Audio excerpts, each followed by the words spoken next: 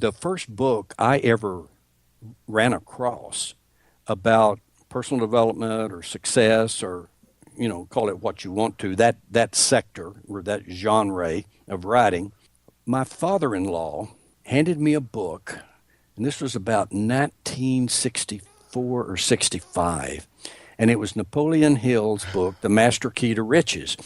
And I read that before I went back and read the first one he wrote, which is Think and Grow Rich, I guess.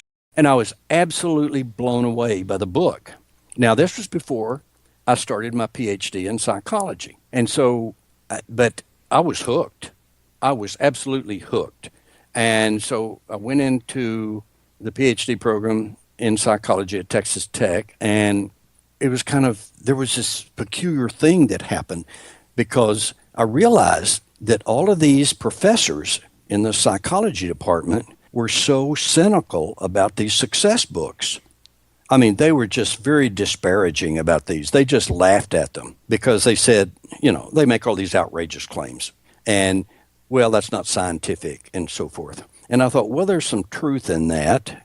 They do perhaps exaggerate on some things. But you guys here in the psych department are so arrogant, and you act like that someone who needs help has to turn to someone like you. They can't go to a book and get something really worthy out of it, something really serviceable.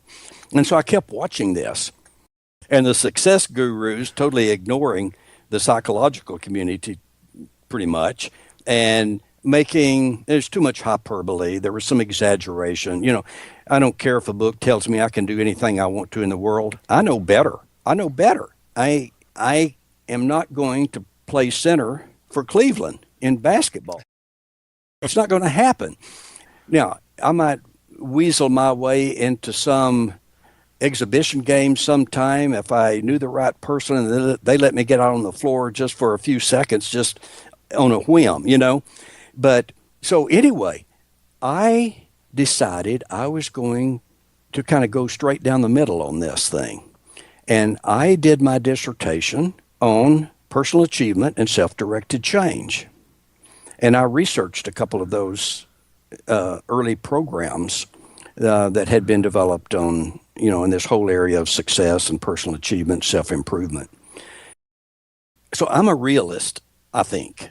I'm very much an optimist, but I think I'm very much a realist about human behavior. And I know how we are as individuals, and I've spent 4 decades watching us work and interact collectively in organizations. And so, as I said a while ago, that's kind of where I come from. And that's, out of kind of how all of my experiences have come together is where the U Squared handbook came from. With its very, very spare thing. Here's the thing, I think when people set out, start setting goals for themselves, they bog down in tactics. And so the quantum leap strategy says, look, I'm going to give you 4 things. They are so simple. If you will do these 4 things, you're going to change your life. Okay? But people always want to overcomplicate it, it seems. I would say play to your strengths. And find out for yourself those things that you absolutely love doing, the things that energize you, the things that just light you up, and you seem to learn fast in that area and you enjoy learning in that area. Okay? I would say play to your strengths. And the second thing I think I would say is be fearless. Be fearless.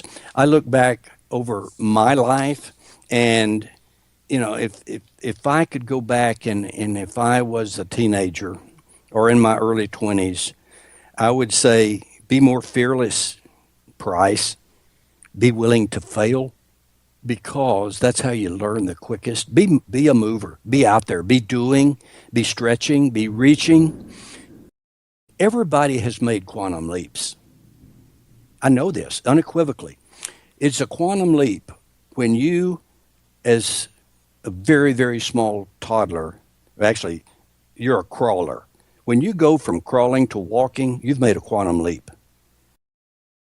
So that was a quantum leap you made so early in life. Why? Because you were kind of fearless and you were willing to fail. And you failed and you failed and you failed and son of a gun, you're walking, okay?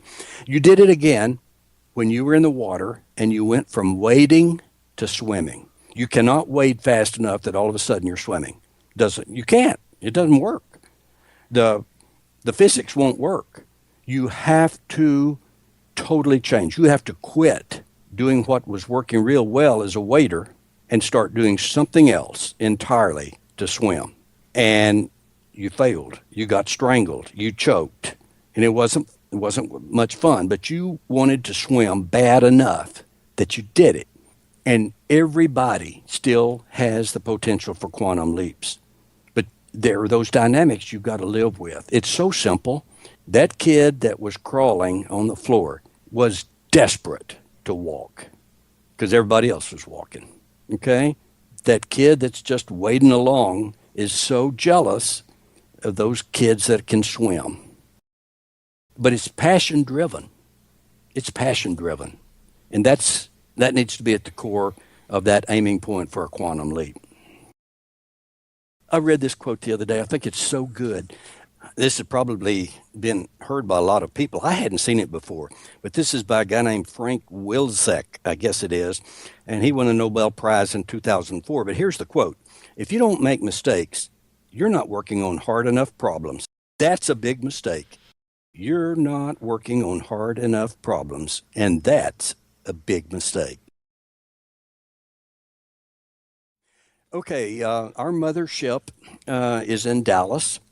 And the website would just be www.pritchettnet, that's one word, PRITCHETTNET.com.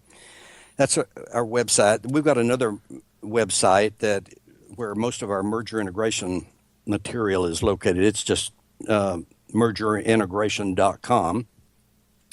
But our phone is 214-239-9600.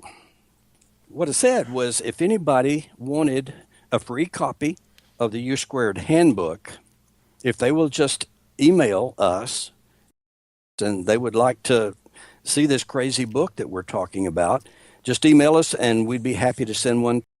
And I want to prepare people for what they're going to find. This book is 38 pages long. And there is a lot of white space.